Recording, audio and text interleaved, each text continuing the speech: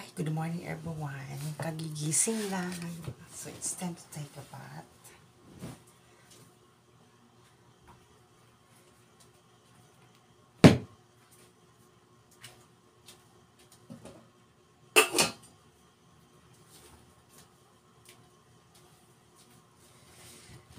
Bye for now. I'm going to take a bath. Hi. Hi, tapos na ako naligo. So,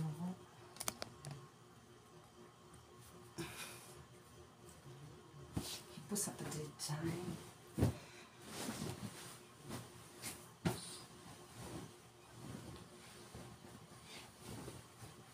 Muna bitin.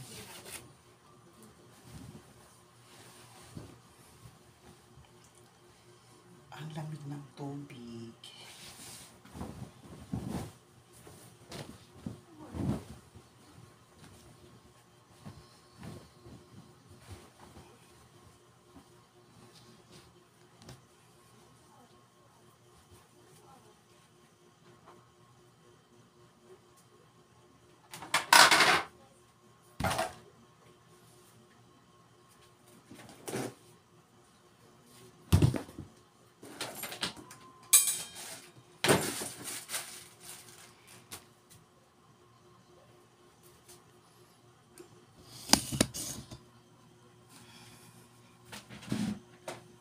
Aray, ganyan.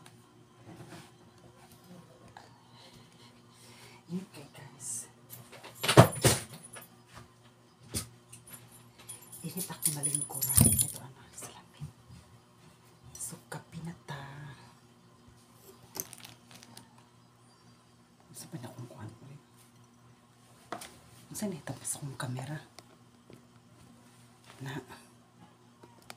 O si anak.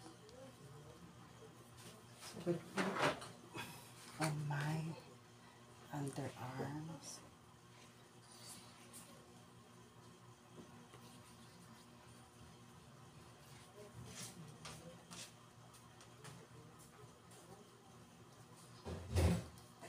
This is for whitening of my underarms.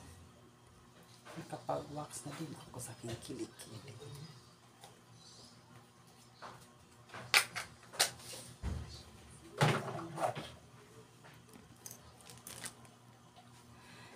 May gusto ko i-share. Last year, nag-away kami.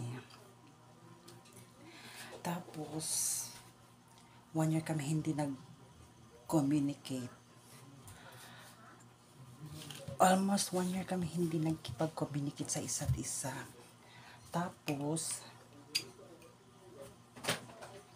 bigla siyang nag-chat, bumalik, at naghingi ng kapatawaran.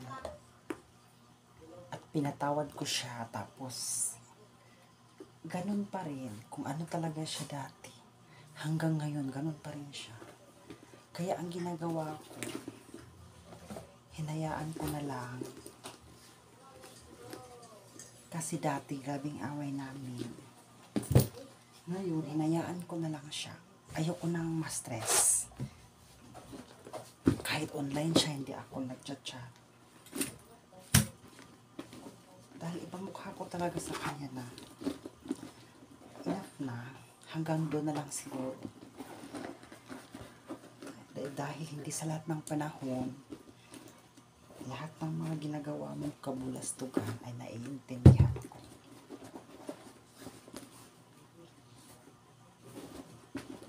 Masakit man, pero tanggap ko lahat. Dapat tanggapin lahat kung ano man ang mga consequences sa buhay. Kayo yun lang. Chill lang. Coffee lang tayo.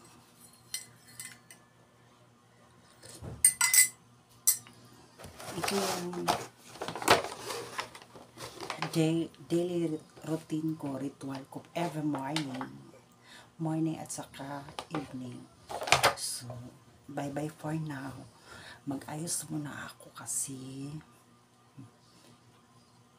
9 po yung time in ko sa trabaho.